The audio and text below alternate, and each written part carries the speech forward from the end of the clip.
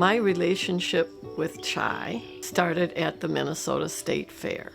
And there was a display that had about 4 of these little dolls.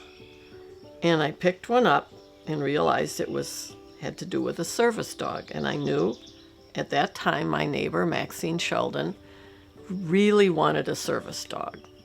I gave this doll to Maxine. That's where it started. She had an incident one night where she dropped an onion. And she was in her mobility scooter and she was trying to get that onion.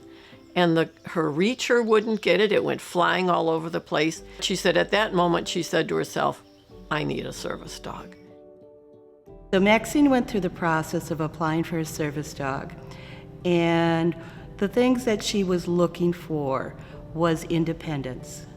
She wanted to live in her home as long as she could. She asked me to go along, and I went with her. And I watched the candidates go through, and I watched Maxine with the 5 or 6 dogs. And then she led Chai. And at the end, Chai put her chin on Maxine's lap. And the bond was made. They just immediately bonded. It was meant to be, absolutely meant to be. Chai enhanced Maxine's life in more ways than just doing things for her. They had this unique relationship. Chai and my mom, the word that comes to mind is magical. I mean, they fit like a glove. The first year without my dad, my husband and I would go down every 3-day weekend, take her shopping. I'd stay if I needed to help with doctor appointments and all that stuff. And when Chai came on board, it was kind of like, hey, we're kind of released of those duties because Chai was able to help so much. And that was obviously freeing for my mom, but it was kind of freeing for us too, just to kind of see her smile again. Like, that was a big thing for me, is just to see my mom happy.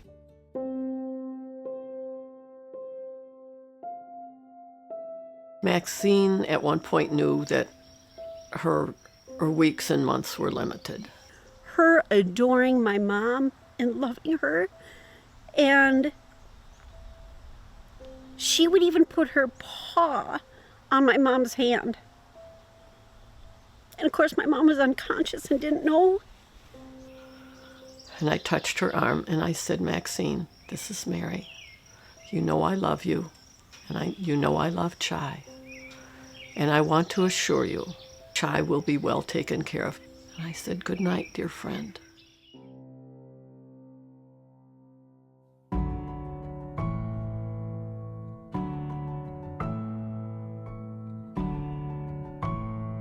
In retirement, she didn't understand retirement. Chai had a huge ripple effect with every life she touched, from our next door neighbors to our friends Butch and Nancy to Aunt Carol. It was just such an honor, just knowing that now I got to take care of Chai, who took care of my mom.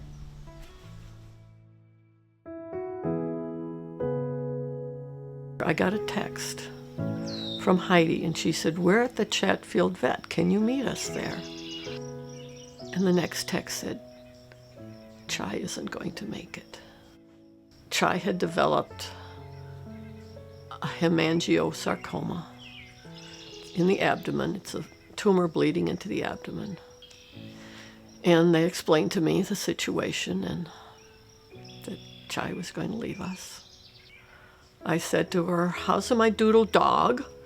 And she looked at me and she thumped her tail. And Heidi said, that's the only tail thump we've gotten all day. Maxine had taught her a command called run, run, run. And she'd go woof, woof, and run around you. So I said to Chai, go be with your mother. Go run, run, run.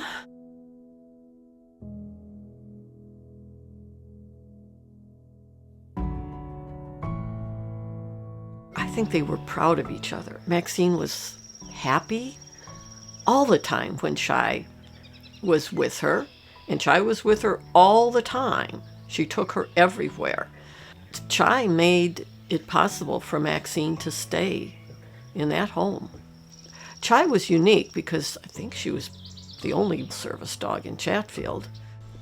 I think the biggest impact Chai made on Chatfield is, well, with Mom's best friend Mary, they were always together. And I know that the ladies in the knitting group all had a fascination and love for Chai and adoration, because she was the only service dog that got to come to knitting group. And she turned heads. And when the heads turned, there was always a smile. I think what Eileen has done is incredible. Maxine and Chai were a success together because of Maxine's work at it, and that Chai was the right dog for her. I know Maxine lived longer and lived better because of Chai, because of the love the two of them had for each other. And we all benefited.